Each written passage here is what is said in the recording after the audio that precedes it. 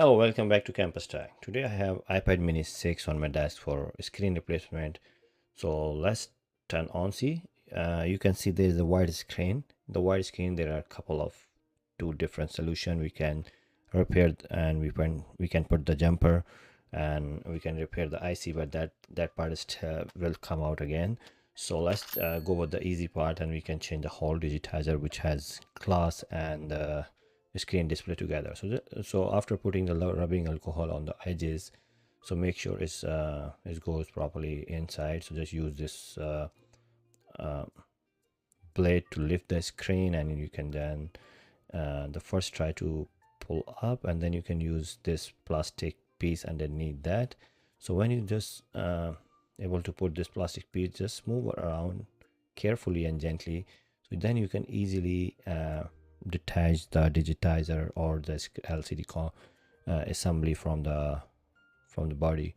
You'll find there's a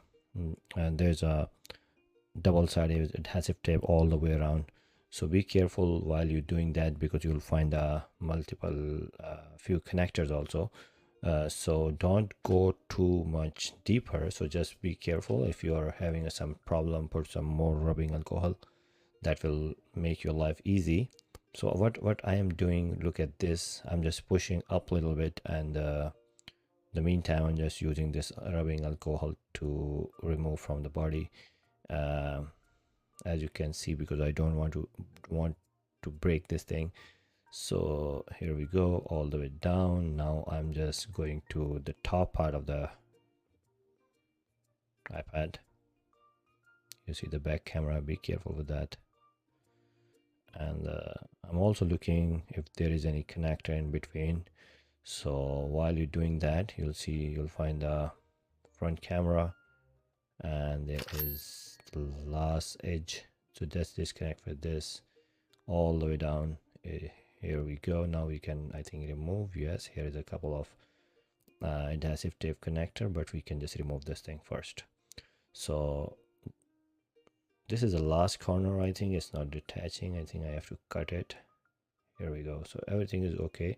It will open with the kind of book style. So be careful when you are just opening this. Just make sure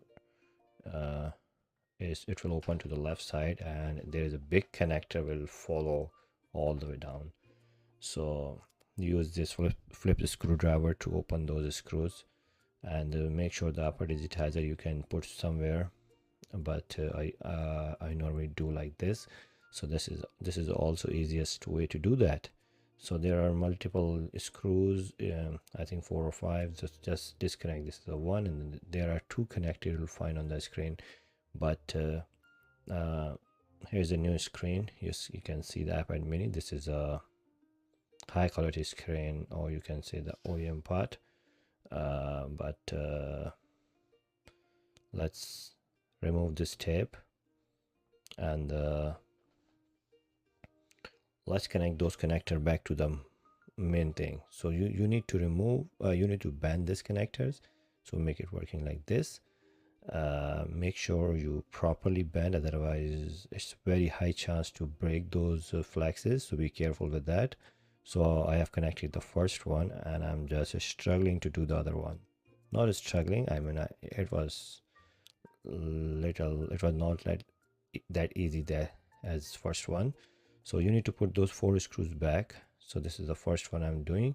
Align properly, and this is the first one. So there are 5 screws on the plate, which will go on the top of the connectors.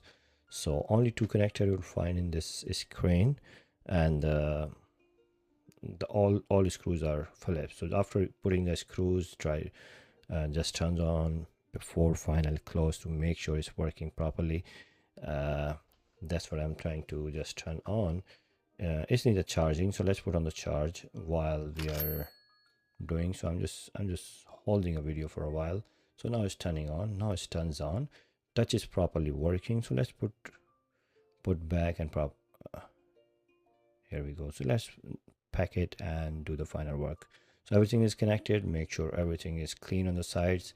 align properly, and make sure it goes to the right place. Touch is working. If you like that video, thumbs up, share with your friends, and see you in the next video. Thank you very much for joining me again.